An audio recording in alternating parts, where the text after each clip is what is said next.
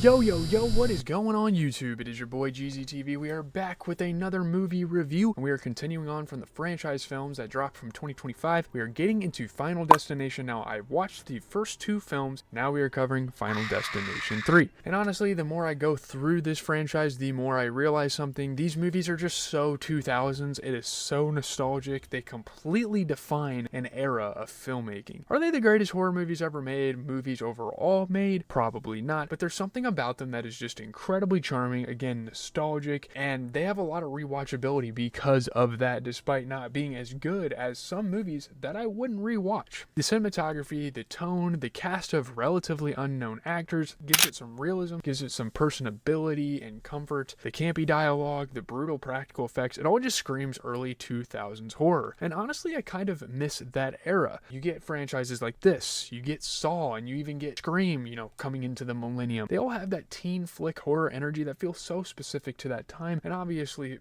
these franchises are still making movies to this day, but the movies that came out in the 2000s are incredible to me. Like, watching this movie honestly made me nostalgic for the simple things. Going to theme parks or going to the fairgrounds with your friends, taking tons of pictures when cameras were becoming super popular. I mean, for me, obviously my generation was more with like the iPhone and all that stuff. Signing yearbooks at the end of the school year, that's great. It's a whole like high school vibe. The movie plays into that atmosphere absolutely perfectly, despite it not being the greatest movie in the world. So let's get into it. So getting into the premise, I mean, if you've seen the first two Final Destination movies, you already know the formula. It's exactly what you would expect. A group of people survive a massive disaster because one person has a premonition, one person has kind of psychic powers. Now, they don't necessarily ever explain where the main character gets those from. It's a premonition. It's like a deja vu feeling. Everyone has experienced that before. They escape, but death doesn't like its plan being interrupted, so it comes back to kill them in elaborate domino effect style incidents. Anytime you see someone or hear someone say Final Destination,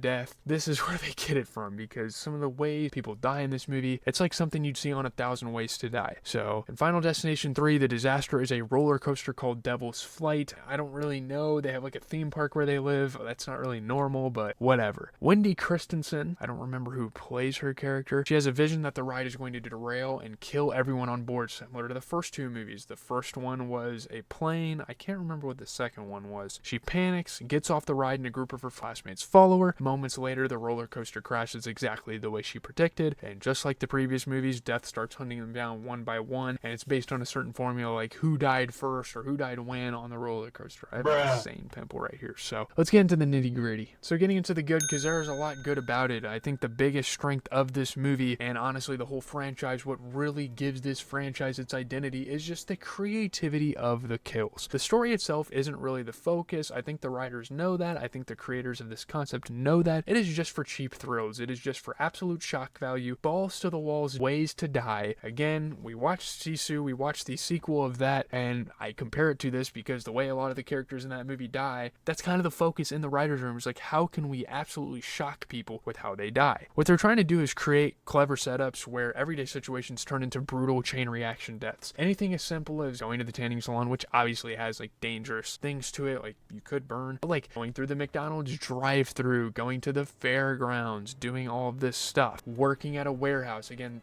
there's some danger, there's some risk to that, but these are like everyday situations. But the chain reaction deaths, it's like, holy shit, it makes you paranoid. And this movie absolutely delivers on that. You've got tanning beds overheating and trapping two girls inside, a hardware store accident with nail guns going into this girl's fucking body and her head, weightlifting equipment turning into a death trap. I mean, again, weightlifting could be risky, but again. And my personal favorite is Frankie Cheeks getting his head like hit with the spinning fan. That moment is so absurd, you almost have to laugh. And there is like a comedic element in a dark way to some of the deaths because it is so fucking goofy. I think that's part of the charm of these movies. It is so like schlocky, I guess you could call it. It's great. I actually really like how cheesy this movie is. I normally don't like cheesy movies, but this is great. This came out the exact era where I would adore it. They're brutal, but they're also comedic. Another Another thing I really liked was what they made unique to this movie from the others, and that was the whole photo clue concept. You didn't really see that in the first two movies, and that's probably why 3 is among my favorites. I think the original is still my favorite, but 3 is definitely better than 2 for this reason. It's actually one of the coolest mechanics the franchise introduced up to this point. Now, I don't even know if I've watched 4 and 5. I obviously haven't watched Bloodline because that came out last year, but I don't know if they really do anything else clever like that. Wendy realizes that the photographs she took at the amusement park contain hints about how people are going to die. There's something in the background, so now the characters are basically detectives, like her and Kevin, who kind of know each other mutually through their partners who died in the roller coaster accident. They try to interpret these clues before death strikes, and they do personify death as like the Grim Reaper and all this stuff, and I think that's really fun. It just adds a really fun layer to the movie. You start watching the scenes kind of like a conspiracy theorist, kind of like, oh, things are starting to fall, like, oh shit, there's a fan in the background, oh shit, the fireworks reflecting in Kevin's eyes, they're shooting fireworks at the fair, oh shit, the McKinley reference. You start to realize it's pointing to Ian McKinley, I think that was his name. It turns the audience into part of the puzzle. It makes you like get yourself in that seat, and I really appreciate that about this movie. And watching this with my dad was hilarious. Now obviously he was like in his 20s when these movies were coming out, late 20s, early 30s, you know, so he knew what the fuck was going on. Like, he was there for the moment, and it's hilarious because every time something moved in the background or something fell over, we'd look at each other like, oh shit. Like, there's a lot of dramatic irony, there's a lot of foreshadowing going on in this movie, and I think it is absolutely brilliant. And that's kind of the magic of these movies, the feeling you get when something is building up and the lights start flickering and you know something crazy is about to happen. It makes you paranoid about everyday objects, and it definitely does build some tension for the movie because you are watching throughout and you're like, oh shit, there go the lights, and you're like, when is this person gonna die? How are they gonna die? It's really entertaining. So getting into the bad, now obviously this movie isn't perfect. I'm not gonna give this a super high rating. I do think it is a very solid horror movie. I don't even know if I'd call these horror movies, they're more thriller, but it's corny, of course. I can definitely, again, these are more acknowledgments because I can acknowledge that the acting is corny. Some of the characters are exaggerated stereotypes. You have Frankie Cheeks kind of being the creepy pervert, and my dad was telling me that was like a popular actor that played that character, and I'm not really sure who it was. But like, you have the high school cliques, you have the geeks, the freaks, the nerds, the jocks, obviously. You have like the weird artsy girl who is the main protagonist, and you know, she's a part of the yearbook, and she has a popular younger sister. We've all seen people like that in real life, and this movie just takes it to 100. Now, I don't hate it, I just have to put it here because there's a lot of critics out there that hate on it. Honestly, I mean, it is kind of part of the fun though. I probably could have put this in the okay. I don't think there's necessarily anything super bad about these movies. I am actually a really big fan of these films. Again, it came out in an era that I'm very familiar with and I grew up in. The movies are basically playing with classic teen horror archetypes, and they're trying to kind of mix in some high school flavor in there, and in order to do that, you have to have the pretty women that the creeps look at, and they're taking upskirt photos. I mean, obviously there's some humor and there's some dialect and stuff that would not hold up in cancel culture today, but that's why I appreciate it also at the same time. And the franchise isn't really pretending to be something deeper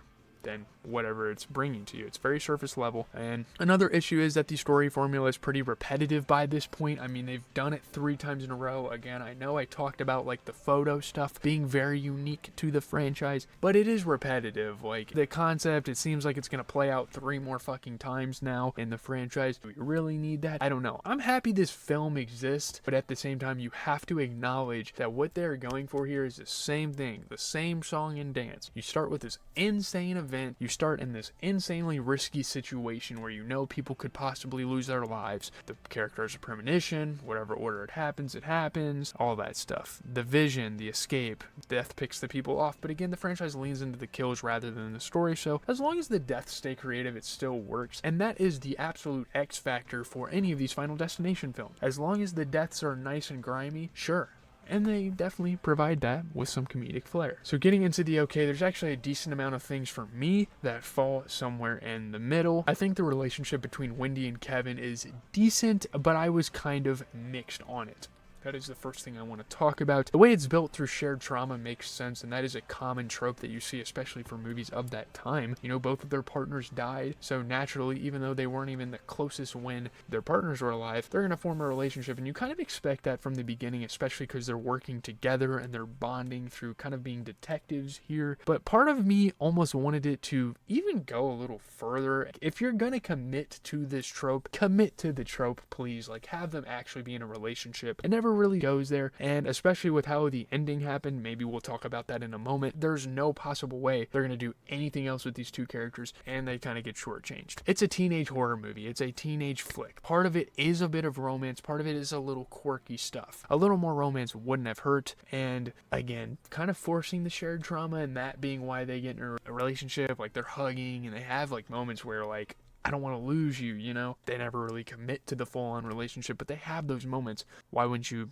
commit? But another thing is kind of the way the movie ends. I'm very mixed on how it ends. The subway ending is really bleak. I respect the hell out of that. I like movies that don't always have happy endings. You see like serial killers winning the day, and that's a dark way, even though they're protagonist and you root for them. Parasite had a very dark ending. I talk about these movies all the time because these are like my holy grail of movies. I like bleak endings. I don't like everything to always be wrapped up in a neat bow. Now, when it is appropriate, it is appropriate.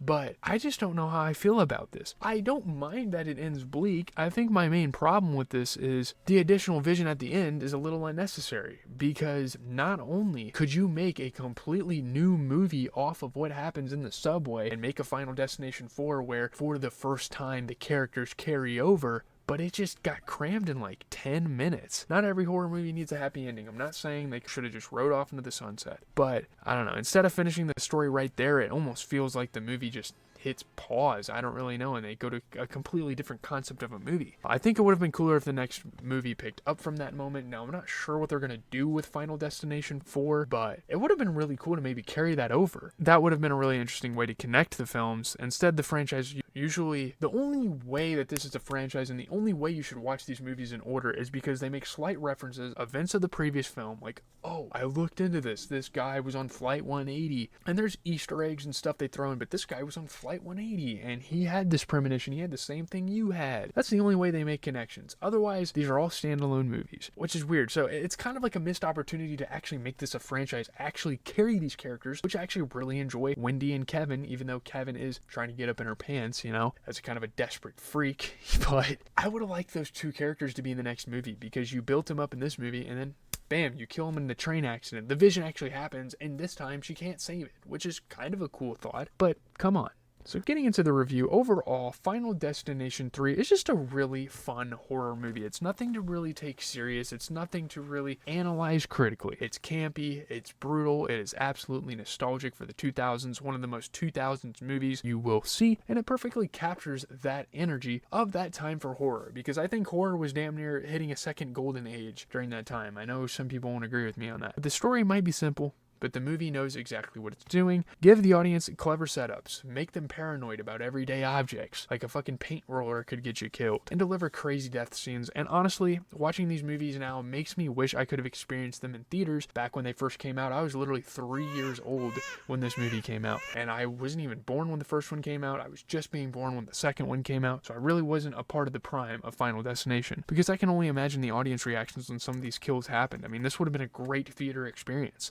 It's not the deepest movie, but it's incredibly entertaining, the kills are creative, and the nostalgia of that early 2000s horror style makes it a really enjoyable watch. And honestly, sometimes that's all you really want from a horror movie, is just have fun. It doesn't have to be that deep. I'm giving this a 7.5 out of 10. I think this is a very solid movie. I don't remember if I gave number ratings to the first two movies because I was very sloppy with my reviews back then, but I can't wait to get into Final Destination 4, 5, and Bloodlines to see where this franchise goes, because I don't even know if I've seen those films before. My dad hasn't even seen Final Destination 3, so I guarantee he hasn't seen the rest of the franchise. I'm sure it got tired at a point, but with that being said, I am out. Leave a like, comment, and subscribe. As always, it has been GZTV. Go check out the social medias. Have a good rest of your day, night, whenever you are watching. I have a headache. I gotta hit the goddamn hay. I really hope you guys are enjoying these reviews. Some of you guys are starting to sub on the channel. I have a new IG post out on my personal account. Go check that out as well.